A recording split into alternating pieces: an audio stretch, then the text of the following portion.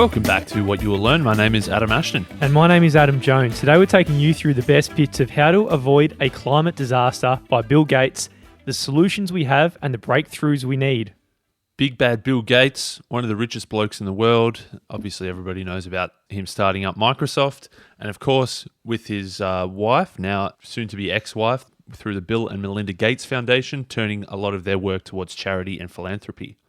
So he has spent a whole bunch of his resources trying to solve some of the bigger problems of the world, which led to him writing this book because he sees climate change as one of the biggest threats that we face in the not too distant future.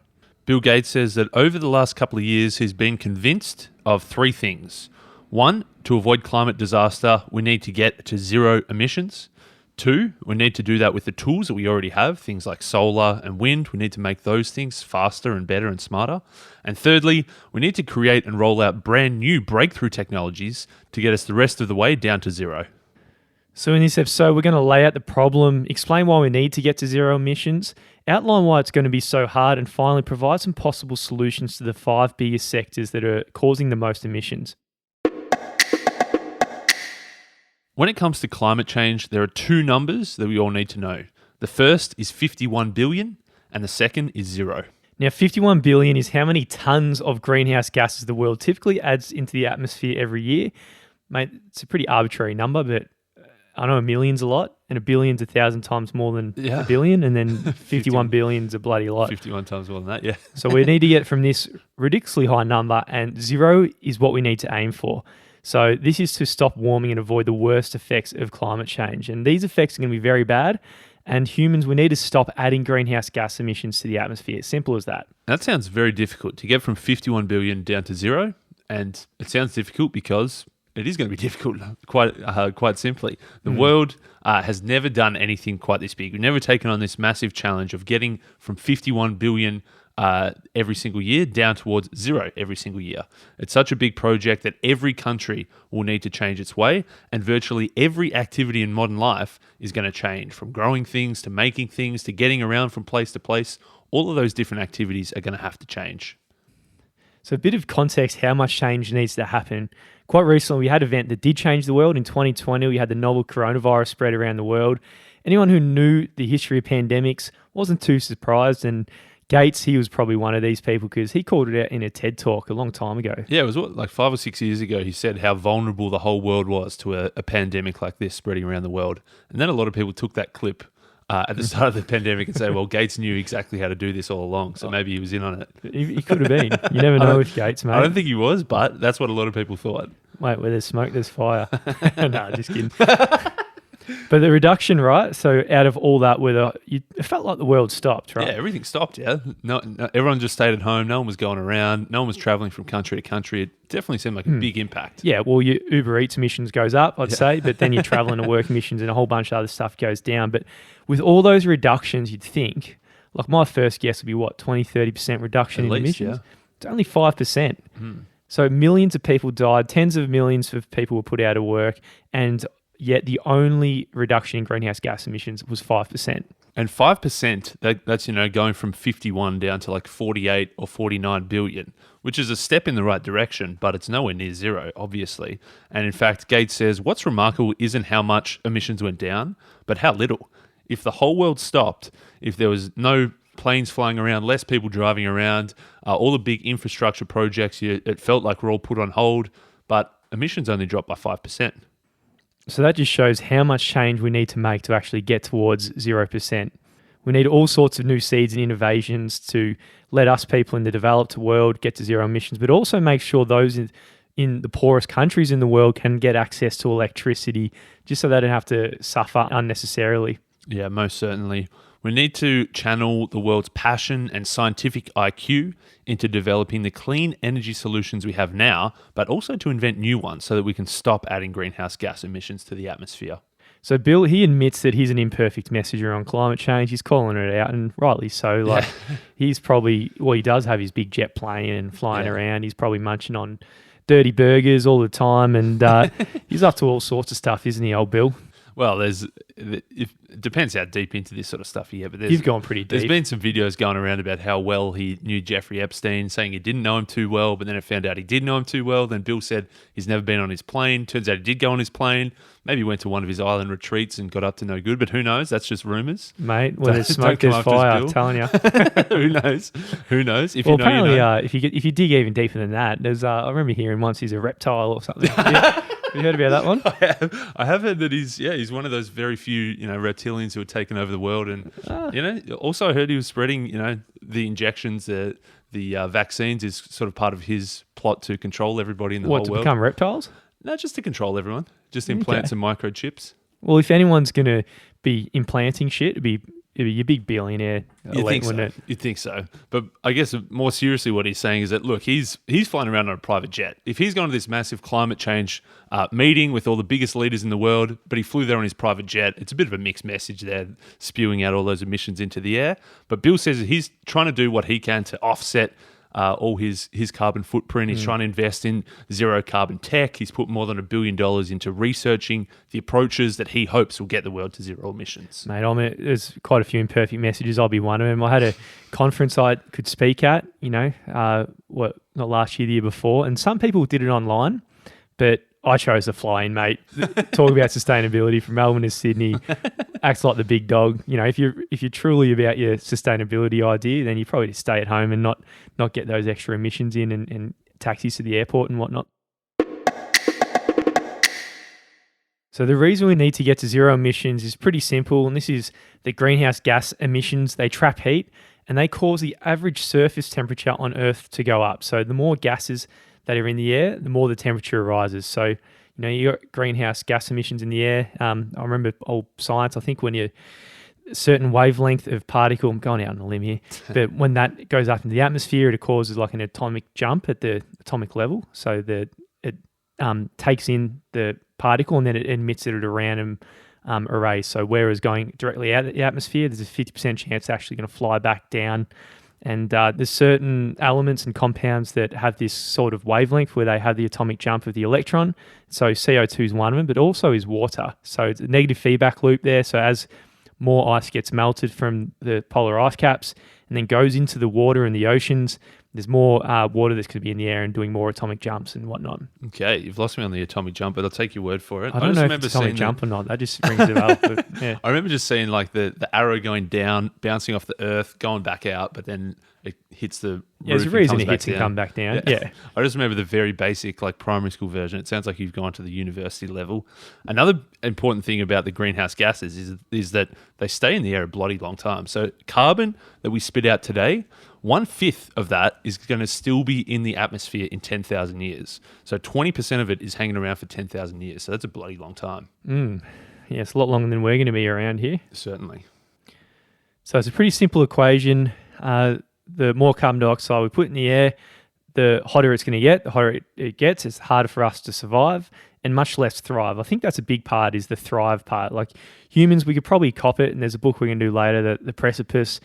Climate change might not be an extinction event for the humans, but it could be a very limiting factor on us thriving as a species going forward. We don't know exactly how much harm is going to be caused. There's all sorts of projections and scenarios that might eventuate. We can't be sure, but we do know that we do have every reason to worry, mainly because there's so much greenhouse gases going into the atmosphere. It's having so much effect so far for the last couple of decades or centuries. Plus, it just remains there for so long that projection-wise, it's not looking good. Yeah, so a difference between 1 or 2 degrees doesn't seem like a whole lot of trouble. Like right now in the middle of winter, I'd almost click the box and say, hey, let's just warm it up 2 degrees. You'd rather it go a bit warmer, yeah. But, that's a bit simplistic because the whole world changes in very big ways. Like during the last ice age, the global average temperature was just 6 degrees lower than it is today. And during the age of the dinosaurs, the average temp was just 4 degrees higher. And at that temperature, there was crocodiles living in the Arctic Circle. And in the Ice Age, there was ice everywhere. So that 10 degrees band changes the whole environment everywhere by a factor of, say, 100% almost. Yeah, I think one of the graphs in this book Bill was talking about, I think we've already got to 1 degree, haven't we, in terms of average temperature across the world. And then a lot of the scenarios are predicated on this average of 2 degrees increase, which is where a lot of the bad shit's going to start really ramping up. So all this extra heat causes variations in the climate change. We can predict broad trends, like there will be more hot days or the sea level will go up, but we can't blame climate change for any specific events. So say the bushfires in Australia, which was late 2019, I think, you can't say climate change caused that event. So that's probably factually wrong, because there could have been just a lower variance of what the bushfires were, and that'd probably be right. So you can't say one specific event is caused by climate change. But what you can say is that having climate change increases the odds of things like this happening. So it increases the chances of wild hurricanes happening. It probably increases both the number and the intensity of things like this happening, or things like the bushfires. As you say, you can't say this bushfire was caused by climate change, but you can say that the odds of having bushfires has increased. And what else do we know? So for one thing, when it does hit us, there's going to be a lot more hot days, and not everyone's going to suffer from more hotter and humid days. People probably close to the equator are going to real cop it where it's already too hot. And there'll be other parts of the earth where it raises and it's not going to be too much of a comparative issue to what it is now. The hotter climate, as we did say, could lead to more frequent and more destructive wildfires. So in California, for example, since the 1970s, the occurrence of wildfires has actually gone up 5 times. And also the fire season is getting longer and getting more dangerous because of the extra warmth that's sort of sucking the moisture out of the trees. It's making the forest drier and therefore more vulnerable to wildfires. So there's a whole range of different climatic events that's going to happen, but the obvious one that we all hear about is how the sea level rise is going to happen. And this is partly because the polar ice is melting, and partly it's because seawater, it actually expands as it gets warmer. So although the rise of a few feet by, the year 2100, again, that doesn't seem like too much, but the rising tide will affect some places a lot more than others. So obviously some of the island nations are going to be disproportionately impacted. There were 2 young fish swimming along. They happened to run into an older fish who was swimming the other way. He nods at the young whippersnappers and says, "Morning, boys, how's the water?" The 2 young fish swim for a little bit and look to each other and say, "What the hell's water?" Yeah, well, if you're in water all day, then you don't know what it is. And well, the point of this story is that the most obvious, ubiquitous, and important realities are often the ones that are hardest to see and talk about. They're just too close to the odds that you can't see it. And fossil fuels are a bit like that. They're so pervasive that it can be hard to grasp all the ways in which we really need them and the ways that greenhouse gases really help our lives. I really like that story or that analogy. It was a David Foster Wallace thing. This is water, but I don't know. I guess it's stretching a little bit to apply it to this, but I guess you can sort of shoehorn a little bit and it works because he's saying that it's just all around us and we often can't even tell. Like, let's just think about this morning. If you brushed your teeth, then the toothbrush was probably contained plastic, which is made from petroleum, which is a fossil fuel. If you ate your breakfast, your toast and your cereal, it was grown with fertilizer, which releases greenhouse gas emissions. If they were harvested by a tractor, it was made of steel. It was probably run by petrol or gas or some kind of other thing, which is releasing carbon. If you had a burger for lunch, obviously raising that beef, the cows are going to fart and burp and take dumps that is going to release methane. And also whatever went into that bun that you were eating as well was also grown with fertilizer. Yeah, so it's for breakfast. You might have had a bit of meat in there. I don't know if you had a bit. But maybe not a burger. You may have had egg and bacon burger or something. And like as you're getting ready for work, you get your clothes on and they might contain cotton. And again, fertilizer, and they're harvested. Or polyester made from petroleum. If you got a car on the way to work, then you might have had a gas or petrol-powered car, which obviously has emissions. But if you took an electric vehicle, that's also got a lot of emissions because how you power your car, if you're using the electricity grid, that's got a lot of fossil fuels in it. So places like Melbourne, we've got one of the dirtiest electricity grids in the world, so it's probably worse than the actual petrol cars in many ways. If you took the train, it went along tracks made of steel and tunnels made using cement, which again is made by fossil fuels, and the carbon is the byproduct. If you live in an apartment building, it's going to be surrounded by cement. If it's made from wood, the lumber that was cut and trimmed was using some kind of gas-powered machine that was made of steel that was used to chop it down. If you're using aircon or heating, then that's using a fair amount of energy just to change the temperature of your room. In other words, fossil fuels are absolutely everywhere. Absolutely. Like our young little fish, not knowing that just swimming in the ocean, fossil fuels are everywhere you look. Anything you look at, it was created using fossil fuels. And it's just the truth that these fossil fuels help raise the standard of living, which is going up around the world, particularly in the developing countries. There's a rising demand for cars, roads, buildings, refrigerators, computers, and air conditioners. And as a result of this standard in living, the amount of energy used per person is just going in one direction, that's upwards. Also, with projections of the population around the world set to reach 10 billion before the end of the century, that's a big jump. That's like an extra 40% of the world's population. If there's 40% more people, that means there's 40% more energy required. That means there's 40% more food required. All these things are heading in the direction of more and more emissions. And it'll be immoral and impractical for us to just stay here with our air-conditioned rooms and our nice clothes and eating whatever food we want around the world to try and stop the people on other parts of the world climb the economic ladder and improve their standard of living. We can't expect poor people to stay poor because rich countries are emitting too many greenhouse gas emissions. Instead, we need to make the low-income people climb the ladder without making climate change worse somehow. So there's a lot of issues, but thankfully there's a couple of things we can do about it. One path is adaptation. So that's trying to minimize the impact of the changes that are already here and the things that we know are coming. Or the second path is mitigation. And so that's trying to stop adding greenhouse gases to try to avoid this disaster. To understand the solutions of all the issues we're about to outline, first we need to find out how much it's going to cost and understand this concept of the green premium. So let's take an example. You got jet fuel, which you use to fly from, say, one city to another. Let's say it costs $2.22 per gallon. And this is your classic greenhouse gas emitting fuel.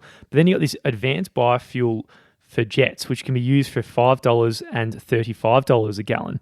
So the difference between the $2.22 between the dirty fuel and the $5.35 green fuel is the green premium. So the difference being $3.13 in this case is a green premium of more than 140%. So this green premium is the effective cost that it would be imposed if you were to switch from a greenhouse gas emitting energy source to zero carbon emitting source. So basically you're paying an extra 140% to have jet fuel go to zero emissions. So it's a pretty standard. That's a pretty decent whack. Imagine if you were used to paying $300 to fly to the next city. Now all of a sudden you've got to pay $700.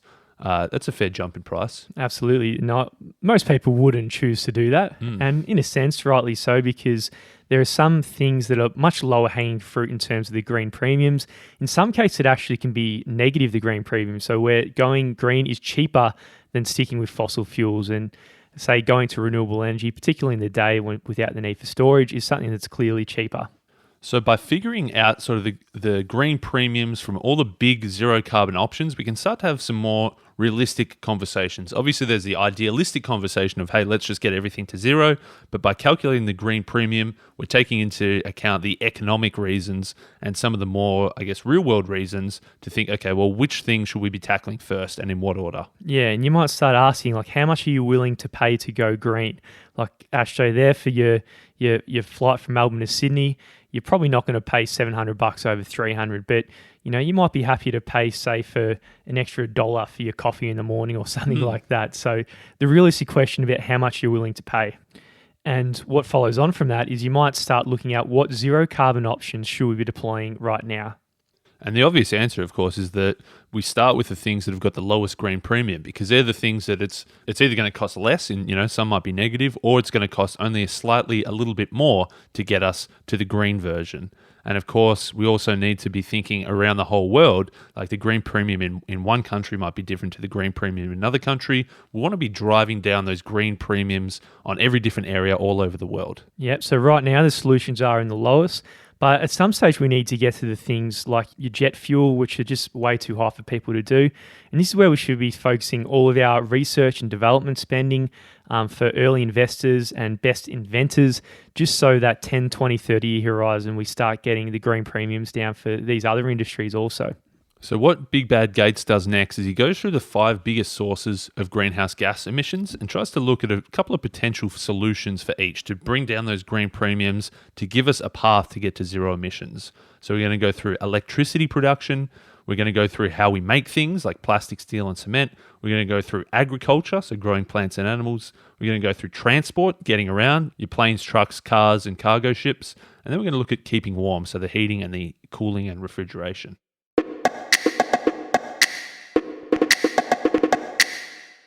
The first emitting sector we'll look at is electricity. So how we plug in, we need to look at. And this is 27% of the 51 billion tonnes of greenhouse gas emissions each year. We're in love with electricity. He says it again, similar to those fish in the water. We don't even realise how much we're using it. The constant street lights, the air conditioners, the computers, the TVs that always work. You flick a switch and the light comes on. It's incredible how much electricity is flying around, and we often don't even realise it. The only time we do is if there's a big storm that comes through and your electricity gets knocked out for a night. That's when you realise how important electricity is. Did that happen to you last week? No, there was a big storm here, but I survived it. Yeah, yeah, same here. It is magical if you think about it. You can just simply turn a switch, and pretty much anyone in a well-off country, the lights just magically appear on, and it costs almost nothing. Like a 40-watt light bulb turned on for an hour costs you about half a cent, so it's free essentially. I remember my parents are always into me about turning lights off. Next time, I'm just going to say half a cent. I'll give you half a cent to keep it on for the next hour. Yeah. In fact, I'll give one more personal story. There was one time upstairs, I left the light on, and Mum was very pissed off. So she went upstairs to turn the light off, and on the way upstairs, tripped and broke her toe.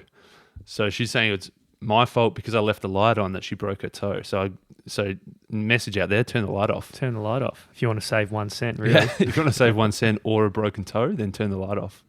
So electricity has been found it is 200 times more affordable in 2000 than the year 1900. And the US, it spends only 2% of its GDP on electricity, so it's an amazingly low number. And it's probably similar in Australia. So the amount of political airtime electricity gets, it's as a fraction of what our overall costs are. It's not a hell of a lot. And it's important to note that we are speaking from a position of privilege where we flick the switch and the lights come on. Gates says that in sub-Saharan Africa, less than half of the population has this kind of reliable electricity. So less than half of the population is able to access electricity in the same way we do. He says that a simple task for us, like charging your phone, you reach over, plug it in, and it charges in a couple of hours. For somebody in sub-Saharan Africa, they have to walk to the local store and then have to pay a fair whack of their weekly salary just to go to the store to plug it in to charge their phone because they don't have access to this sort of thing at home. And of course, the goal is to get everybody to have access to this same sort of thing. So when we're bringing people in those positions into using more electricity, if we're doing it the way we're currently doing it, that means a lot more greenhouse gas emissions. So it's a big challenge to change all of our electricity grids to become green. But the good news is that we can eliminate most emissions from electricity with just a small green premium, right? So we're paying it only a tiny bit extra. So the premium in this case is the additional cost of getting all of our power from non-emitting sources, including wind, solar, nuclear power, and coal and natural gas-fired plants if their plants are equipped with the carbon capture kind of storage mechanisms. Yeah, he's saying electricity is so cheap because fossil fuels are so cheap, but actually a lot of these things, like wind and solar, a lot of the times it's actually cheaper to use those things. So that's why the green premium on electricity is so low. So oil and coal and greenhouse gas emitting electricity, they seem so cheap is because 1/3 of the costs are due to the upfront capital expenditure. And, a lot of people don't take that into account when looking at the life cycle costs. And also you don't take into account the externalities. Correct. Of, when they're emitting stuff, there's a cost that comes with that as well that isn't captured in the price. And sun and wind have the obvious problems that they're intermittent sources, meaning they don't generate electricity 24 hours of the day like your base load generating coal would. And we don't want power just every now and then when the sun's shining or the wind's blowing. We want it all of the time. So if solar and wind represent a big part of our electricity mix and we want to avoid outages, we need to find options when the sun isn't shining and the wind isn't blowing. So we need to store this excess energy in batteries, and this is where all the innovation we need to take place and for the green premium to reduce so it can be competitive or even better than fossil fuels. So that was electricity. There's some obvious paths there, obvious but not easy. So there's ways that we need to get some storage and we need to solve some of those other big problems. The next big thing we're going to look at is how we make things. So making things is 31% of our 51 billion tonnes per year. So if you picture yourself, say you're in Melbourne, you drive across the Westgate Bridge, or if you're in San Fran, you're driving across the Golden Gate Bridge, they're engineering masterpieces. They're miracles that you can take enormous amounts of heavy vehicles across that bridge every single day and it doesn't fall down, which is pretty much every time you drive across that, you're thanking these engineering geniuses. But of course, they were built using concrete and steel. Yeah, you don't have to look hard to see the miracles that concrete and steel are providing all around you. It's rust resistant, rot proof, non flammable, and this is why it's part of most buildings, right? So if you look at a city, it's just everywhere. It's an absolute concrete jungle. And even if you think of hydropower, which is a good non-emitting way to get electricity, well, you actually need a bit of concrete and steel to build those dams. So concrete and steel is a little bit like electricity. We're simply just not going to give them up. If anything, we're going to need a lot more of these materials as the world's population grows and get richer. So the issue is just fundamentally in the chemical reaction of both. So if you get steel, you need to separate oxygen from the iron and add a tiny bit of carbon. So use actually coal to get the iron oxide, strip off the oxide, and with that, you can have CO2. With cement, it's a similar chemical reaction. We're using heat to get the limestone and change the limestone into clinker. So in both cases, there's greenhouse gas emissions, a minimal theoretical limit no matter what you do.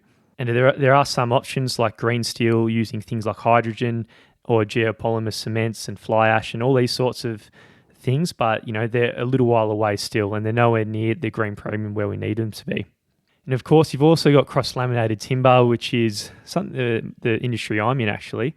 And this is the only material that can really replace concrete and steel for mid-rise to high-rise buildings above 10 stories high and can completely replace them out. So making our steel, our concrete, our plastic, all these things that we need is 31% of our annual emissions. Big Bill, he's got some solutions here. He says one solution is we need to electrify every process possible. He says that's going to take a lot of innovation. He says we can also get that electricity from a power grid that's been decarbonised, which is going to require a lot of innovation. We can use carbon capture to absorb the remaining emissions. Again, a lot of innovation. Or we can use materials more efficiently. And guess what? Lots of innovation required. So these are all things that we have to do. But as Big Bad Bill is saying, we're going to need a lot of innovation. We're going to need a few geniuses trying to work out how to do these in a non-carbon emitting way. Next up, we're looking at how we grow things. And this is 19% of the world's greenhouse gas emissions. And this is not just carbon dioxide. We're also emitting things like methane and nitrous oxide, which are equivalent of more than 7 billion tonnes of CO2. So unless we do something to curb these emissions, this number is just going to keep going up as we continue to feed the global population, as they're changing their diets, as the world is getting richer. Bill, I think he enjoyed writing this chapter. He was like a little bit of a kid. He got to say fart and burp a lot and poo. He was saying that there's a billion cattle in the world that are raised for beef and dairy every year, and those billion cattle eating lots of grass through their four stomachs. They're making a lot of methane that they're burping out or farting out. Also, their turds decompose and release a lot of greenhouse gases. He's saying that all these things are just like adding more and more and more. It's not just cows, obviously pigs, chickens, all these things are putting massive amounts of emissions. He says just cow burps alone is 4% of the annual emissions. There's some substitutes out there for animal meat. Like I had a Lord of the Fries burger accidentally a couple of months back, and I was blown away by how tasty the burger was. Oh, really? It was completely vegetarian or vegan, one of the two, I'm not sure. But if you go down the route... it's vegan, yeah. Is it full? I think so, yeah. Wow. But if you go down the route of artificial meats, they come with a serious hefty green premium. I think it's a couple of grand for one burger. But having said that, the cost curves of these are coming down. If I think back to our episode on The Future is Faster Than You Think by Peter Diamandis and Stephen Kotler. Another big part of this agricultural sector is the obvious impacts of deforestation, lighting the Amazon on fire. Every time you light a tree on fire, all the carbon that had captured over its life is then released back into the atmosphere. So you're back to where you started. Obviously, we can plant trees and they're going to grow and capture carbon along the way. But Bill's saying that's going to obviously take a hell of a lot of time. So the first thing is stop chopping down the trees that are already there. So the solutions for growing things is simply eat less meat or eat the substitutes. And as you said there, Ash Joe, stop cutting down the trees and changing the land from forests to some sort of agriculture. Mm-hmm. I think the fourth, are we up to the fourth? I think it's the fourth. Yeah. How we get around, transportation. Interesting thing here that if you look at petrol, gallon per gallon, petrol or gasoline, it's actually cheaper than bottled water, soft drink, yogurt, honey, laundry detergent, maple syrup, or some tasty passion pop or $2 chuck. Yeah, $2. Well, it costs $2 or $3. I don't know if it still does. The passion. I'm sure it's not legal anymore because that was bad shit. It's just marketed just for your teenagers who can't afford to get drunk, and it was made sweet enough that you could guzzle it down and get blind. But it's unbelievable to think that these things are cheaper than petrol. So this is how cheap we have our fuels today. And because it's so cheap, it's going to be hard to move away from it. If you just think that petrol, it's got more power in it than dynamite, plus it's cheaper than bottled water or yogurt, it's no surprise that we're using it the way we are. So it's a pretty amazing material, but for us to wean ourselves off this, like a few of them, we need to start electrifying all of our transport. So we need electricity to run all the vehicles we can, and alongside that, electrify the grid with green and renewable energy, so then we're pumping renewables through our whole system. The fifth one that we want to talk about is how we keep cool and how we stay warm. So your heating, your cooling, your refrigeration, these things add up to 7% of our annual emissions. So the worldwide electricity demand for cooling and heating is going to triple by 2050. And at that point, air conditioning will consume more electricity than just China or India themselves. That's a hell of a lot of electricity just for this one source. And if you're starting to see a trend, the solution here, well, using electricity. So in order to get this electricity to be zero emitting, we need to decarbonize the power grid, getting our electricity from these more green energy sources, or use energy more efficiently. So our task is simple. We've got currently 51 billion tons of greenhouse gases that we're emitting every year, and we need to get it down to zero. So it's simple. It's not necessarily I was wondering easy. where you're going to put the disclaimer on simple. There's a difference between simple and easy. Simple is saying, look, this is what we got to do. Easy, it's not necessarily easy. It's definitely going to be very, very hard to get there. Yeah, it's very difficult, mate. If you're just a human being on this planet, everything you do is emitting greenhouse gas emissions. So we need to be somewhat methodical. We need to be somewhat methodical. Yeah, that's right. That's how you pronounce it. And about what we choose. So the things with the lowest green premium is where we need to start. So don't worry about getting your $700 flight to Sydney or a different city when you can get a $300 one. You might just look at the things with the lowest green premium and the lowest bang for buck and just load up on those areas. And then over time, we can get the higher and higher fruit up the tree.